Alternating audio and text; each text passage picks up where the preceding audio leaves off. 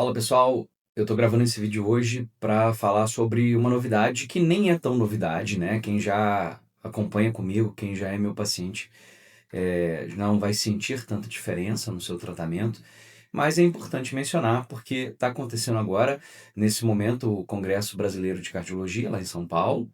É um congresso que geralmente reúne as mentes brilhantes aí do Brasil, e nesse congresso vão ser lançadas 7 novas diretrizes. Diretrizes são documentos em que os principais médicos da especialidade, né, do país, eles se reúnem para analisar os principais estudos científicos, os estudos que têm mais robustez, que têm mais evidência, que são estudos que são capazes, né, de mudar a prática médica.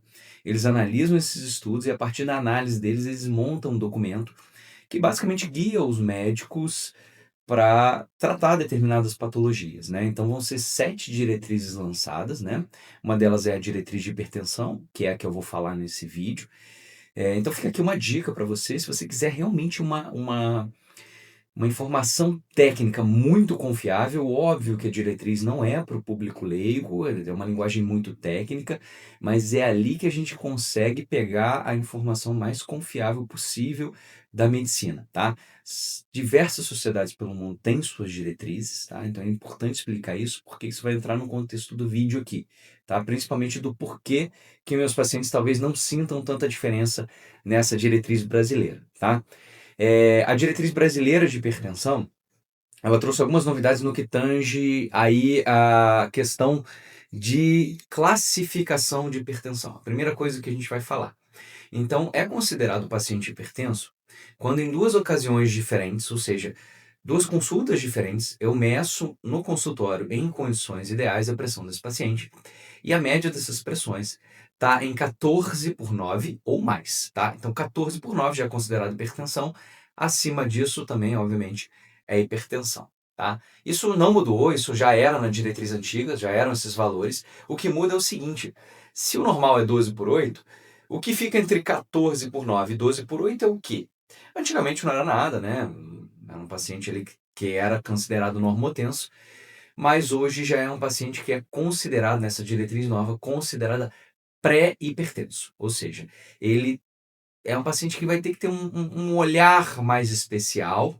A gente já vai ter que ter algum cálculo de risco cardiovascular nesse paciente, e a gente vai ter que ser enfático. Talvez não tratar, tá? Medicamentosamente, mas tratar não medicamentosamente. O que é isso? Incentivar prática de atividade física, controle de peso, alimentação saudável, moderação do consumo de álcool, cessação do tabagismo, quando, obviamente, for conveniente, né?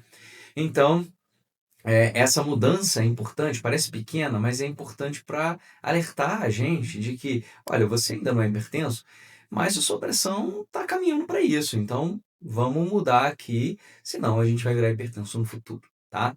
Outra mudança importante é sobre a meta de tratamento. E isso os meus pacientes definitivamente não vão sentir, porque já era uma coisa que já existia na diretriz americana, que eu preferia seguir a diretriz americana, e agora vem para a brasileira, tá? Os brasileiros tendem a seguir mais os europeus, então essa mudança vem agora seguindo o que já era da diretriz americana, que já está vigente há alguns anos, que é a meta de 13/8. Ou seja, se você tem pressão alta, a sua meta de pressão é 13/8, independente de quem seja você. Entendeu? Independente se o seu risco cardiovascular é baixo, se é moderado, se é alto, se você.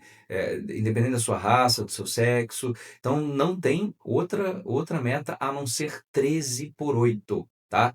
Obviamente, 13/8 é um valor máximo que eu posso chegar diante, obviamente, de uma medida de consultório, ou seja, em condições ideais, paciente calmo, tranquilo, sem ter comido, feito exercício, bexiga vazia, sentado com o braço na altura do coração, tá? Com a técnica correta de medição de pressão. Então, 13/8, essa é a meta. Menos que isso, melhor, beleza, tá certo. Mais que isso, a gente vai ter que alterar a medicação, tá bom? Então, essa é uma nova mudança. Existe uma certa tolerância para pacientes idosos que não toleram tantas medicações, e a gente não tem uma meta precisa para esses pacientes. A gente vai tentar se aproximar ao máximo do 13/8, conforme ele for aguentando, obviamente, as medicações que a gente for colocando, tá? Então, essa é a nova meta, já existia na diretriz americana, eu já praticava, Então, mas fica aí agora concretizado que na diretriz brasileira também tem essa meta. Tem algumas outras alterações que são mais questões médicas, por exemplo, existe um score de risco cardiovascular que chama-se Prevent. Esse é o score que a diretriz pede para que nós usemos durante o dia a dia. Então, existem outros, obviamente, a gente vai passar agora pela diretriz a utilizar esse.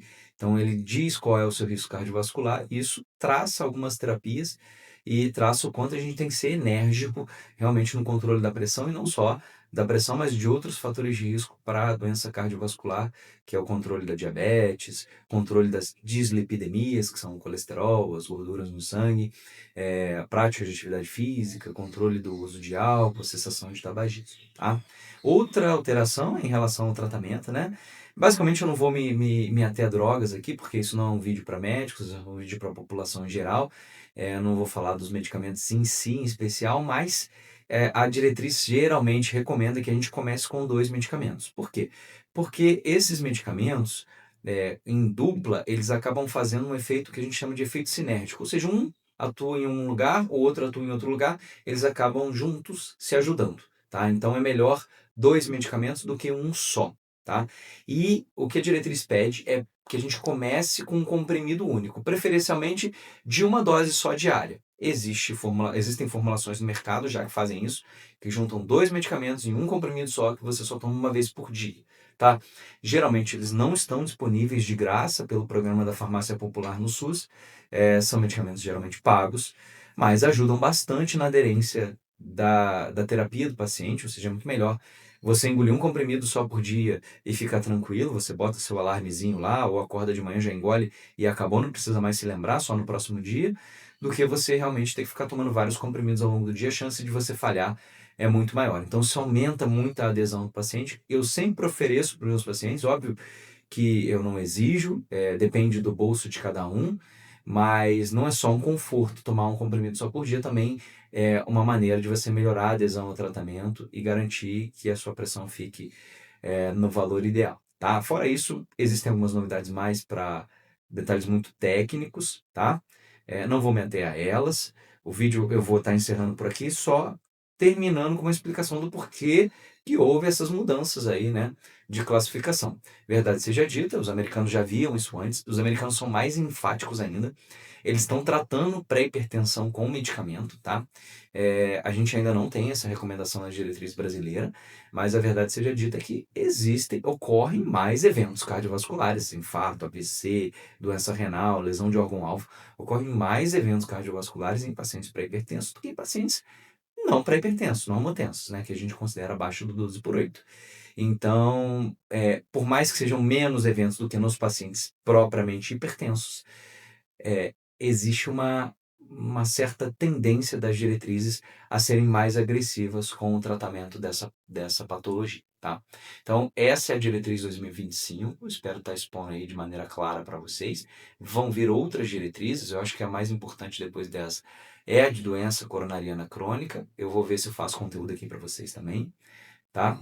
Mas hipertensão definitivamente é a mais importante, porque é uma doença muito prevalente. Se você não tem, com certeza você conhece alguém que tenha, e se não for o seu familiar direto, tá bom? Então, compartilha aí, dá o like no vídeo. Quem gostou, compartilha, mostra para as pessoas que precisam dessa informação.